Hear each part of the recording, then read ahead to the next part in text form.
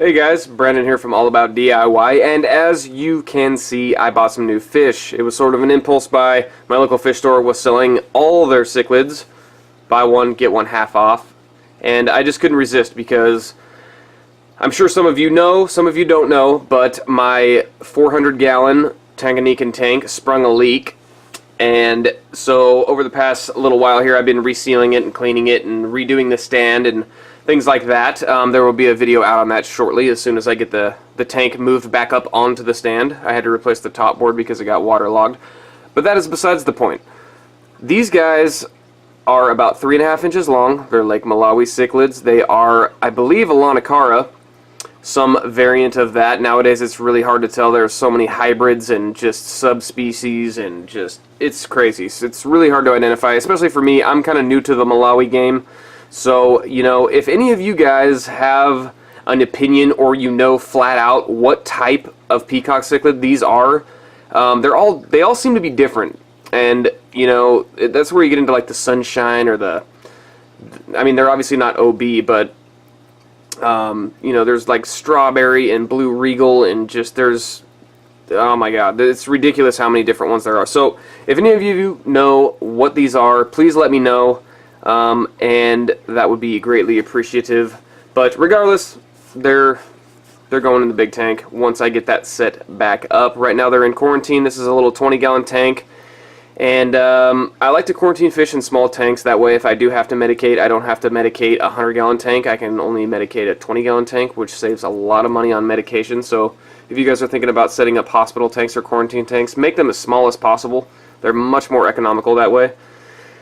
And so with that being said, you know, these guys look pretty good. Their fins are a little bit tattered. They've been in here for about a week, and they don't show any signs of, I mean, really any disease, so that's also really nice. And I also bought some Venustus, and I was able to identify those. They're pretty hard to miss, so that's nice. And they're about 2 inches long, 1.5 inches. I have them up top in the 75. I'll show you guys those guys in a minute.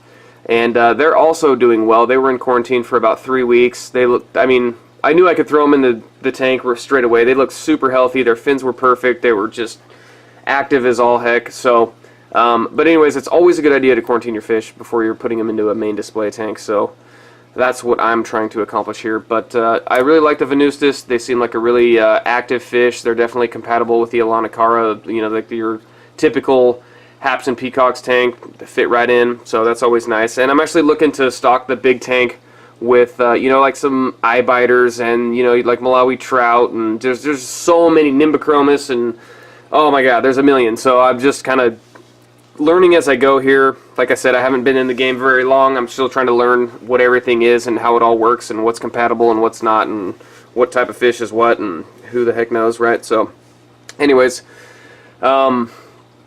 these guys are doing great. I'm really excited to put them in. I'm going to be accumulating fish for that tank over the next, I don't know, couple months probably before I actually, you know, put out a video on all the fish and stuff like that and putting them in and doing all that. I got a lot of fish to quarantine. I've got a lot of work to do on the big tank. I'm going to have to recycle the whole thing because I don't have enough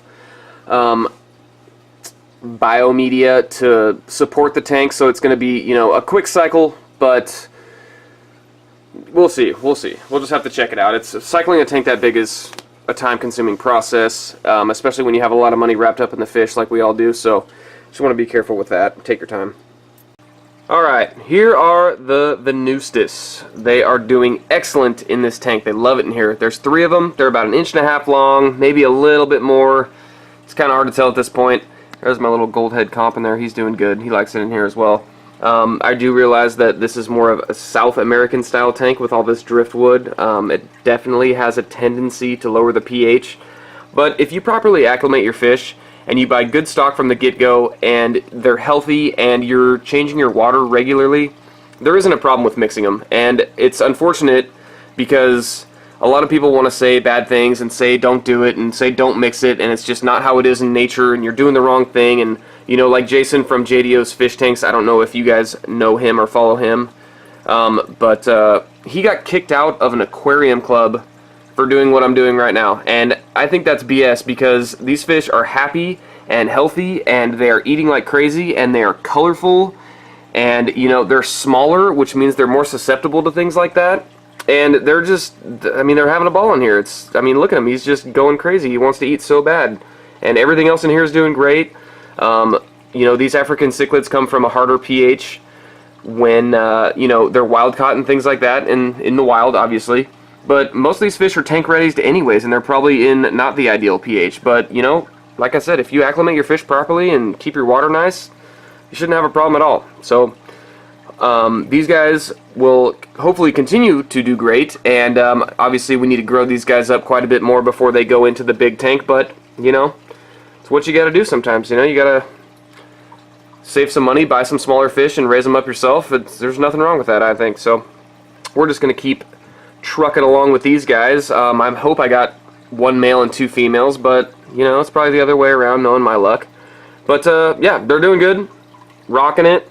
Just going to keep feeding them up, growing them up, and we'll see how they do. So I'll probably be doing updates on these guys every little bit, because I'm probably not going to get these guys into the big tank for quite some time. So, yeah, with that being said, I hope you guys like these guys. I like them a lot. They're really active and cool, and they just look great already.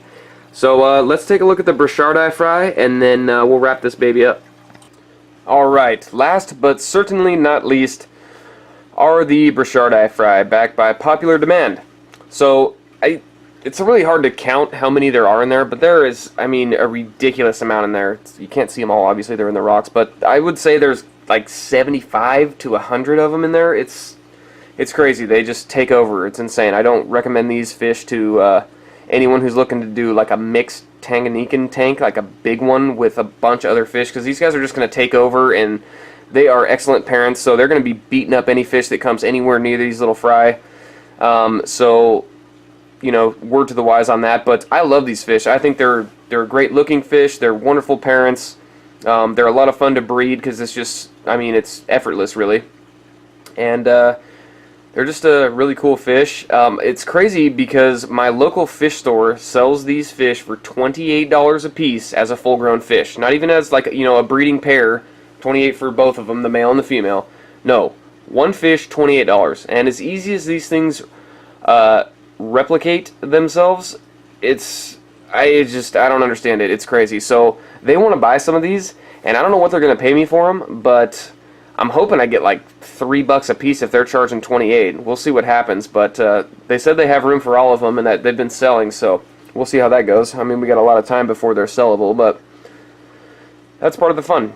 And the Tropheus in here are also doing quite well. They are up here in this top corner waiting for food, which, you know, I might indulge them in that, but we'll see. We'll see. So yeah, they've been doing good. Change their water regularly. They've just been growing and growing and growing. And so we should feed them. I'm going to feed them. Let's see what happens.